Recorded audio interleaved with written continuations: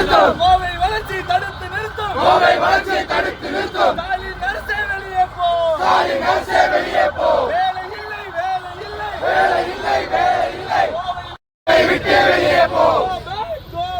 Go back, Go back, go back. go back, Stalin. Go back, Stalin. Go back, Stalin. Go back, Stalin. Go back, Stalin. Go back, Stalin. தேவையில்லை. நம்மளை புகழ தேவையில்லை. நம்மளை புகழ தேவையில்லை. Go back, Stalin. Go back, Stalin. Go back, Stalin. Go back, Stalin. Big Bazaar ஸ்ட்ரீட்ல பாத்தீங்கன்னா மொத்த ரோடே வெறும் 7 மீட்டர் தான் இருக்கு. அந்த 7 மீட்டர் ரோட்ல எப்படி அந்த மெட்ரோ ரயில் திட்டத்தை அமல்படுத்துவாங்கன்னு தெரியல.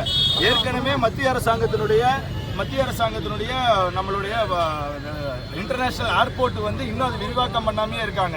இப்பேற்பட்ட சூழ்நிலை பிக் பஸார் ரோட்லயோ உக்கடத்திலேயோ எப்படி இவங்க நிலம் கையகப்படுத்தி இந்த மெட்ரோ ரயிலுக்கு ஒப்புதல் கொடுப்பாங்க? ஒரு சரியான திட்ட அறிக்கை கொடுக்காம மத்திய அரசு மேல தொடர்ந்து ஒரு தவறான ஒரு பெட்டிஷனே வச்சுட்டு இருக்கக்கூடிய ஸ்டாலின் அரசை கண்டிச்சோம். இன்னைக்கு செம்மொழி பூங்கா அப்படின்னு சொல்றாங்க.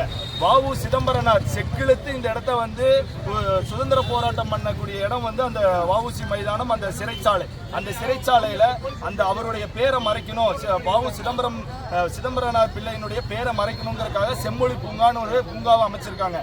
கோவையினுடைய வளர்ச்சியை தடுத்துட்டு இந்த தேவையில்லாத இந்த பூங்காக்கள் பொழுதுபோக்கு நிகழ்ச்சியில கொண்டு வரக்கூடிய தமிழக அரசையும் ஸ்டாலின் அவர்களையும் கண்டிச்சு இன்னைக்கு வந்து ஒரு ஆர்ப்பாட்டம் கேட்டிருக்கோம். சென்ற வாரம் பாரத பிரதமர் நரேந்திர மோடி அவங்க வந்திருக்காங்க.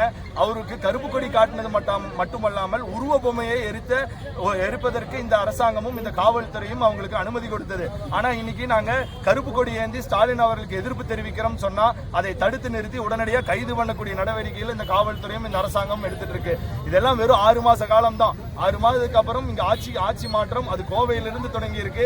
இன்னைக்கு இந்த கருப்பு கொடியானது இளைஞரணி சார்பாக கோவையில காட்டியிருக்கோம். இனி ஸ்டாலின் அவர்கள் எந்த ஊருக்கு போனாலும் இளைஞரணி சார்பாக அந்தந்த ஊர்களில் கருப்பு கொடி காட்டலாம்னு முடிவு பண்ணியிருக்கோம். நன்றி.